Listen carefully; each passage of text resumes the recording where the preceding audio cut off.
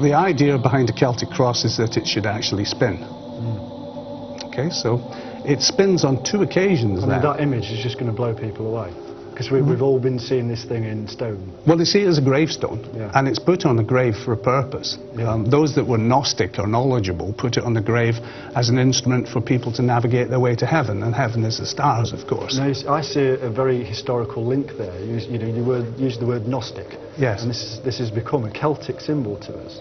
Yes. Of course, the Celtic Church, yes, we know probably came from early Gnostics or Essene. yes. So this is some kind of hidden wisdom, maybe. It's a hidden wisdom, an ancient one that I can trace back at least 36,000 years. 36,000 years? Yes, and it had to do with hunter-gatherers. You need to tell the time to be able to navigate, and to navigate you need to be able to use the stars, as the Polynesians have proven. At the top of here we have a symbol which they call the fleur-de-lis, which is on the top of all navigational sea charts, and it's quite ancient. It goes way back. In fact, they've got one in the Vatican. But that's similar, if you look, to this symbol here, which is the Aryan symbol, yes, for Aries, yeah, okay, and called point of Aries, at the rising point of the sun. The Aries hook is made of bronze because it's reflective, yeah, and it's perfect for viewing the stars. And so what they would have done, one observer at night, so as not to obscure their eyes, would have lit a dim light or torch in the background and been able to hold this against the stars. The Dixon relic, then, where are we saying the Dixon relic would have been fitted to the top of the spar. So, in effect, what you have is... Perfectly holds the line of the plumb. Perfectly holds the line of the plumb.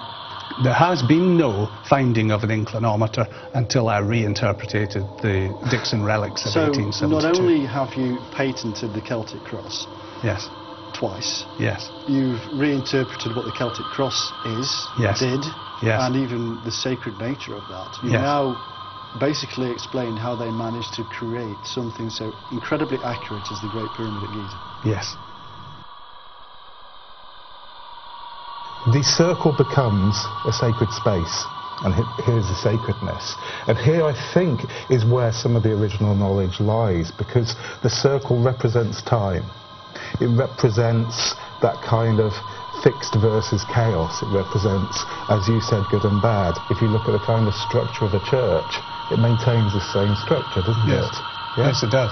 The knowledge of fertility, the knowledge of cycles, the knowledge of why procreation is important to be done at particular times of the year as opposed to any time you like. Why do we think in medieval maps or charts it says in the Atlantic Ocean, here be dragons?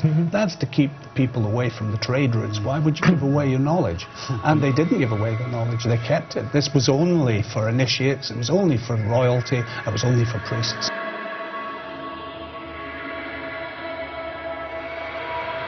They were absolutely phenomenal order, and they were suppressed under charges of heresy. There was a massive wave of arrest that started on October the 13th, 1307. Friday the 13th, unlucky for some, they claimed that that saying came from the arrest of the Templars. And they were suppressed by the Pope, not convicted of heresy, oddly enough, but because they had fallen into disrepute. And they disappeared from plain sight at that point. Their records were suppressed or stolen, we're not quite sure which. And that has left a sort of vacuum of information which has been filled by every fantasist in the business. And they've been writing about the Templars in bizarre terms for nearly 200 years now. In reality, although the Templars were ostensibly a Christian order, they were heretical in the extreme. And they had been formed as a result of a family conspiracy which involved people whose antecedents stretched back over 1,000 years before the foundation of the Templar order, and families who still exert considerable influence today, and who, several centuries after the suppression of the Templars, played an instrumental role in the foundation of another controversial order, the Worldwide Brotherhood of Freemasonry. There was also a period where the Knights of Malta were under investigation by the Inquisition because of their membership of several leading members of the order within the ranks of Freemasonry. The point of that secret society, the point of alchemy, the point of the search for the Holy Grail, which is inextricably linked with the Knights Templar, is it's all about a pathway of spiritual transformation, which of course immediately places those who follow it outside the remit of the Church and classes them as heresy. The Knights Templars were formed ostensibly to protect pilgrims en route.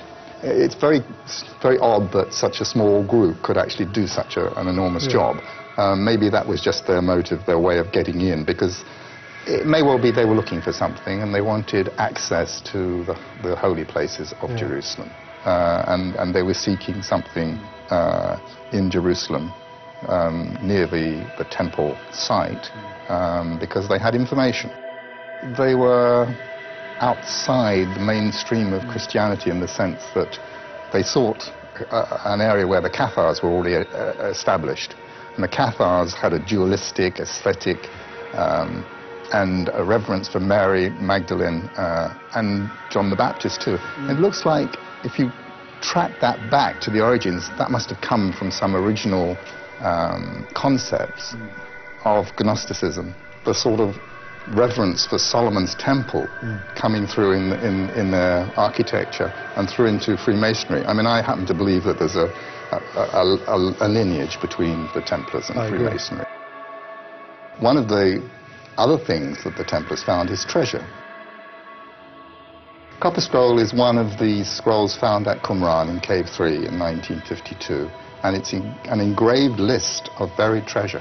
Unbelievably incredible. And have we got any further with the Copper Scroll in the last few years? Well, I have. Do tell. Have you found any treasure? Well, yes. I mean, I do identify... Yes, I've held treasure that's described in the Copper Scroll in my hand. Incredible.